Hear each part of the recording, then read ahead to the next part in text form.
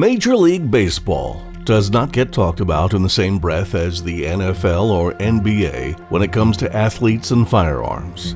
And that undersells a genuine and deep relationship between the sport and gun culture. Baseball has always drawn heavily from the American South, the Southwest, Latin America, and rural communities across the country, where hunting and firearms ownership are simply part of life. Sports security professionals have described gun ownership among athletes across the major leagues as very common, the norm rather than the exception. The sport's long season and modest regular season salaries relative to the NFL and NBA mean that many players hold on to the working class outdoor identities they came up with, and those identities often include guns. Today, we are covering baseball's most public gun owners and outdoor sports enthusiasts. Adam LaRoche played 12 seasons as a first baseman in Major League Baseball, known for his power hitting and his role as a veteran clubhouse presence. What he became equally known for, particularly after his retirement, was his dedication to the outdoor sporting life. LaRoche was a regular presence on Buck Commander, the outdoor hunting program tied to the country music and hunting world, and he built a second career around hunting, firearms, and outdoor content. His transition from baseball to full-time outdoorsman is about as clean as a career pivot gets. He went from hitting home runs in major league stadiums to hunting deer in the American heartland, and he documented both with equal enthusiasm, harvesting giant whitetails on film. LaRoche represents the large population of baseball players from southern and rural backgrounds for whom hunting and firearms are foundational, not a hobby picked up in adulthood, but a way of life carried forward from childhood. Here is the one that surprises people. Mike Trout, an 11-time All-Star, a 3-time American League MVP, and by wide agreement the best baseball player of his generation, is a genuine lifelong hunter. And he is not from the South. He is a Jersey kid from Millville, which is exactly the point. The hunting tradition in baseball is not only a Southern thing. Trout has hunted since he was about 10 years old, chasing deer, duck, rabbit, and pheasant. And these days he spends much of his time in the deer woods of Missouri and Iowa. He owns a private whitetail hunting property he calls the Big 8 Ranch, and he shares his deer season trips openly on social media. He has even hunted in North Dakota with NFL quarterback Carson Wentz. For a superstar who keeps a famously low profile off the field, the outdoors is where Mike Trout goes to be himself. The best player alive trades the bat for a bow and rifle every offseason, and he does it seriously. If you want a baseball player whose hunting identity is as serious as his playing resume, you want Chipper Jones. The Atlanta Braves legend, a first-ballot Hall of Famer, and one of the greatest switch hitters who ever lived, has spent his entire adult life chasing white-tailed deer with the same focus he brought to the batter's box.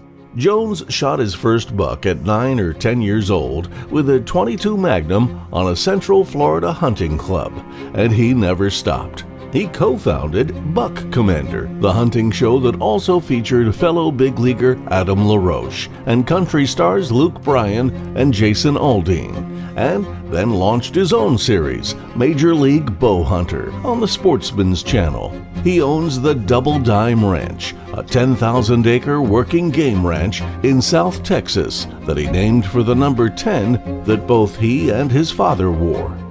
Jones is now strictly a bow hunter, which is the purest and most demanding form of the sport. This is not a celebrity dabbling in the outdoors for a camera.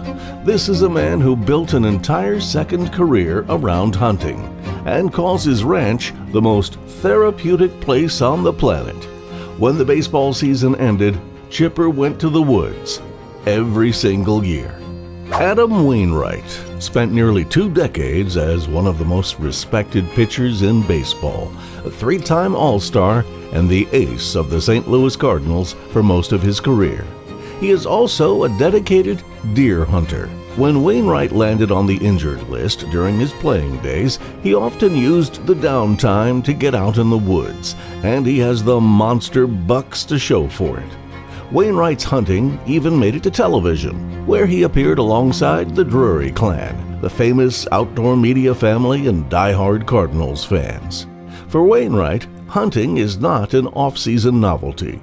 It is a genuine passion that runs parallel to his baseball life, the thing he goes back to whenever the schedule finally lets him. A big league ace with a tree stand and a freezer full of venison is about as authentic as baseball's hunting culture gets. Nolan Ryan is perhaps the single most quintessentially Texas figure in Major League Baseball history. 7 no-hitters, 5,714 strikeouts. A career that ended in 1993 and has been followed by decades of ranching, business leadership, and an identity rooted in Texas values that have never changed regardless of his celebrity. Ryan owns a ranch in Alvin, Texas, where he raises cattle and has spent his post-playing life doing exactly what a Texas rancher does, which includes an uncomplicated matter-of-fact relationship with firearms that requires no political framing. He is not making a statement. He is a Texas rancher. Texas ranchers own guns. The greatest strikeout pitcher in baseball history is also exactly the kind of gun owner that every responsible firearms advocate would want to represent the community. Experienced, practical, and completely uninterested in making it into anything other than what it is. A significant and often overlooked dimension of gun ownership in MLB is the Latin American player population. Venezuela, the Dominican Republic, Colombia, and other countries that produce large numbers of MLB players are places where personal security concerns are genuine and immediate in ways that American players from safe suburban environments may not fully appreciate. Venezuelan players in particular have come to the United States from an environment where crime rates and personal security risks are serious enough that the question of self-protection is not abstract. Several prominent Venezuelan players have spoken about security concerns related to their families remaining in Venezuela and the different reality they navigate compared to their American teammates. The decision to own firearms for protection is not a political statement for many Latin American players. It is a practical response to experiences and concerns that their American teammates may not share. A veteran sports security professional, a former police officer who has worked as a bodyguard for NBA players, told ESPN that gun ownership among professional athletes was very common across multiple sports, the norm rather than the exception. Baseball's long season, its relatively modest pay scales at the lower end of the rosters compared to the NFL and NBA, and its heavy draw from Southern, Southwestern, and Latin American backgrounds produce a player population where the cultural expectation of gun ownership is high. Latin American players from Venezuela, the Dominican Republic, and other countries where personal security concerns are immediate bring their own relationship with firearms to their American careers. The picture across the sport is varied, but the overall direction is clear. Baseball players own guns in numbers that reflect the broader American population they come from. Baseball's long season creates an off-season that stretches from October through February, 5 months during which players return to their home communities and resume the lives they came from. For players from hunting cultures, that means 5 months of prime hunting season. Deer season, duck season, turkey season, elk season in the mountains. The off-season hunting trip is not an exotic celebrity activity for most baseball players from southern or rural backgrounds. It is a homecoming. LaRoche and Jones on Buck Commander, Trout in the Midwest Deerwoods, Wainwright out with the Drury clan. Players from every corner of the country heading home every fall. They are not performing outdoor authenticity for cameras. They are doing what they have always done, with the modest additional complication that someone is sometimes filming it. The concentration of baseball talent from the South and Southwest means a significant portion of the MLB player population is doing exactly what their fathers and grandfathers did every fall. The hunting culture in baseball's offseason is not publicized the way NASCAR's is, but it is no less real. It runs through the sport quietly and consistently, season after season. Baseball's gun culture is quieter than NASCAR's, less dramatic than the NBA's or NFL's, and more geographically concentrated in the southern and southwestern player pipeline. Though a Jersey kid like Mike Trout shows it is not only a southern story, but it is real, it is widespread, and it is consistent with the broader American culture the sport has always reflected. Players from Venezuela and the Dominican Republic bringing their own security realities to American rosters. Adam LaRoche building a post-baseball career around the outdoors.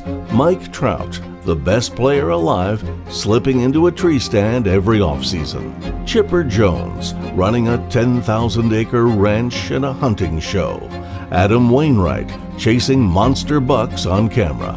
Nolan Ryan ranching in Texas exactly the way he always has. These are American men living American lives, and in America, that includes guns. In a locker room full of 25 players, several of them are likely carrying concealed firearms on a daily basis, driving home armed after a night game. It is legal, it is common, and it is essentially invisible to the public conversation about baseball, because the sport does not have the NBA's dramatic incidents or the NFL's statistical surveys that force the question into the open. Baseball gun culture is quiet. That does not mean it is small. If this breakdown gave you a new appreciation for baseball's gun culture, hit that like button, subscribe, and let us know in the comments which current MLB player you think is the most serious firearms enthusiast. Stay safe, stay armed. We will see you on the next one.